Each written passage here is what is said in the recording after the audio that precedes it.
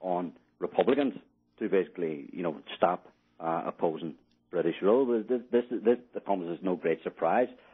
With all these so-called policing boards and BPPs, even the charges against myself, people have to ask. The provisional movement is constantly lauding these groups, as some type of protectors of civil rights and human rights.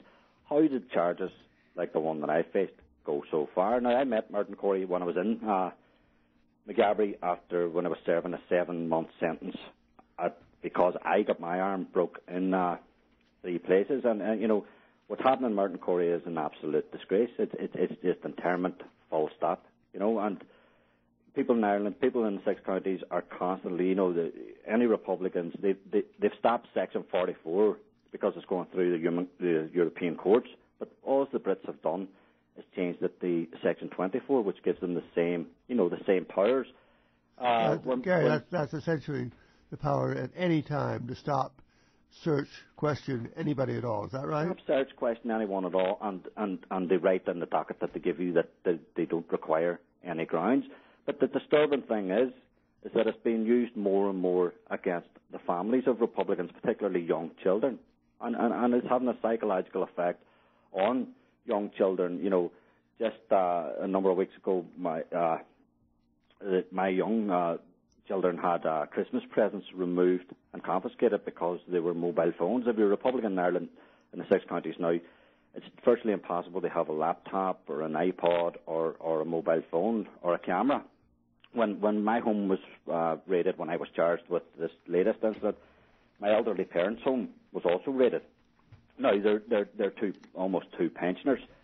The British police came in, they locked the front door behind them, they took the keys out, put it in their pocket, and they were absolutely terrified. They removed the phones. My elderly grandmother, who is almost 90, my mother told them that she required her mobile phone, to keep in contact, and it was ignored, and they took cameras and phones. Recently, the British Army have been involved in raids in this city. One raid would be on a personal friend of mine, a fellow called Gavin Deary, whose father was killed.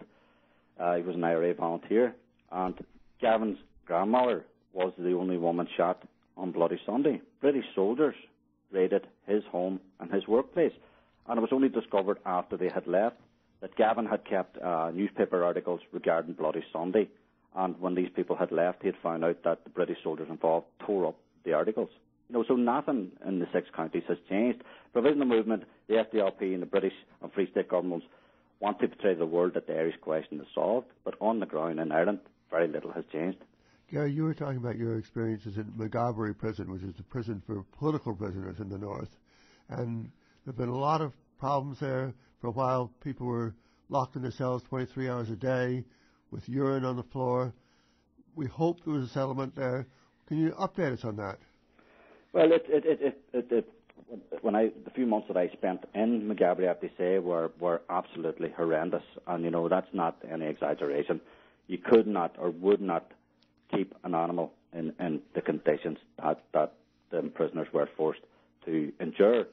Now, there was a negotiated settlement, but it appears very much so that the Brits have been rolling back on that, and it has the potential to, to wreck any deal that is done. So people need to keep their eye on the ball regarding that deal, because it does, there still is a number of issues which the prison officers are trying to go back to. So, Gary, before we let you go, what does the future hold for you? You've been, the PSNI has tried to send you to prison over and over again. They succeeded once. This case fell through. Do you think this is going to happen again? Well, I would probably be no different from a lot of our Republican activists. I have spent time in trumped-up membership charges in 26 counties where they don't require any evidence other than the word of superintendent. I've spent 7 months after I had my arm broken in 3 places, and I've done several, at least 2 remands. But again, I'm no different to a lot of our people.